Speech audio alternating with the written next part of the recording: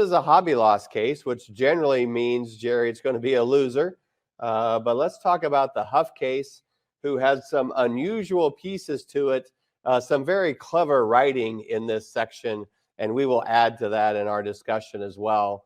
But this is about a successful New York investment banker who got involved with some donkeys for a new trade or business activity, Jerry. So tell us more about the Huff case, and feel free to add any unusual commentary along the way, just as our author did here too. Yeah, we have an additional friend here on our slides.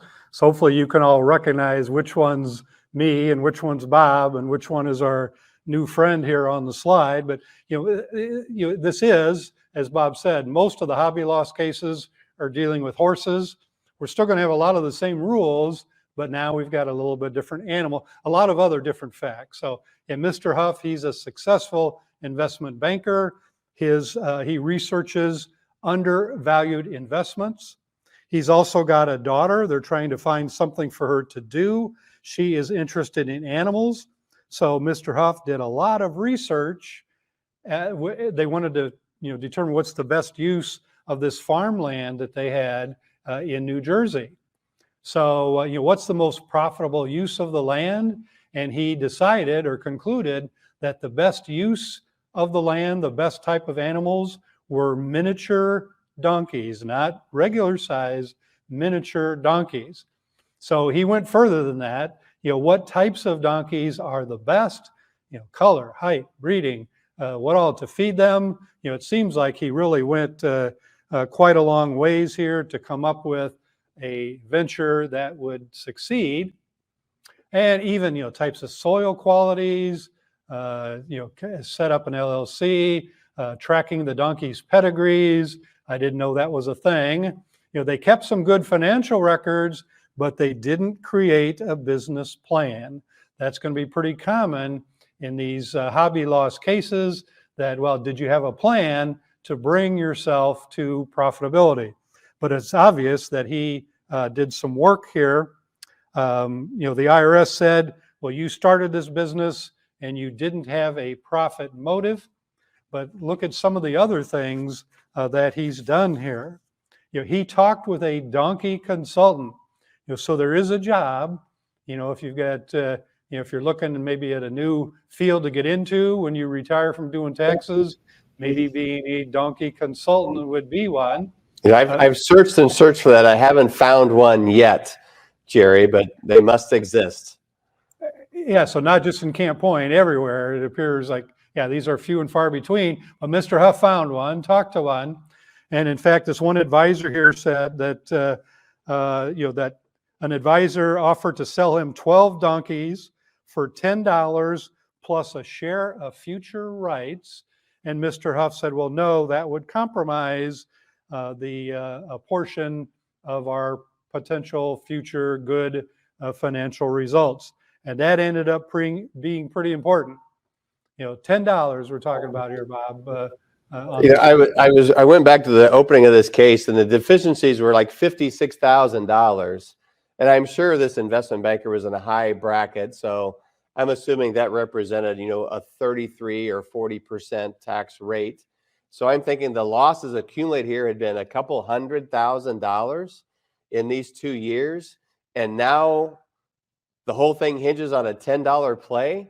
That doesn't seem like investment banker to a donkey proprietor that a $10 deal is what spins this towards a for-profit venture because you knew that was a bad deal.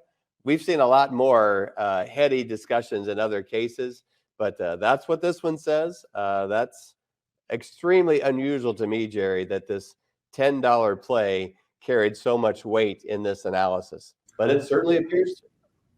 Yeah, and of course there was more than that, but we tell you here in the analysis that it is up to Mr. and Mrs. Huff to prove that they have a profit motive there, and the judge is saying that sometimes in these horse breeding operations, Uncle Sam subsidizes the weekend farms.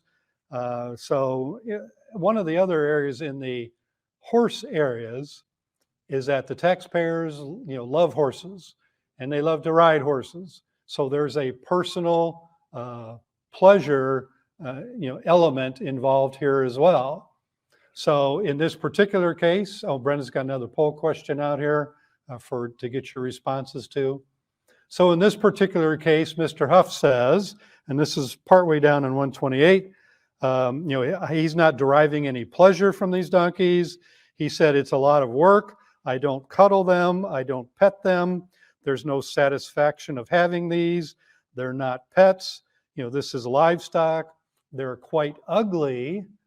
So this is really pretty cold here, Bob. Take a look at that face on that slide there. Could you really be, that mean here?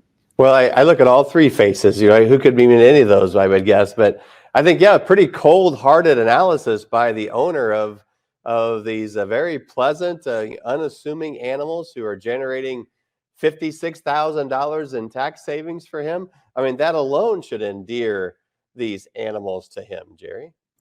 Well, yeah, but a couple of the other issues here, the IRS said, well, Mr. Huff really wasn't on the farm very often.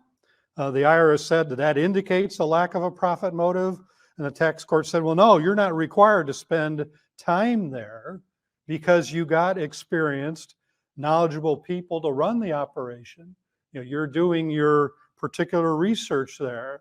And the other point too, I thought was pretty important, Bob, that, is in a lot of these breeding operations, you're going to spend a few years in the startup phase. It's going to be normal that there's going to be losses to begin with, and that doesn't necessarily mean there's no profit motive there. But Mr. Huff had done a lot of research, and what do you think about that startup phase argument there, Bob? Well, I know we've kind of been horsing around with this case, but the piece that really made my ears stand up, Jerry, was this point you're raising at the bottom of 128. Look at Treasury Reg 183-2B6. I don't know that we've highlighted that well enough in some prior cases, but that is where a lot of the win resided for this taxpayer, that startup losses don't necessarily mean there's a lack of a profit motive. Now, the only piece I saw that otherwise than this, he didn't have a business plan, and that was cited as an issue. So I think that's a good reminder to our clients.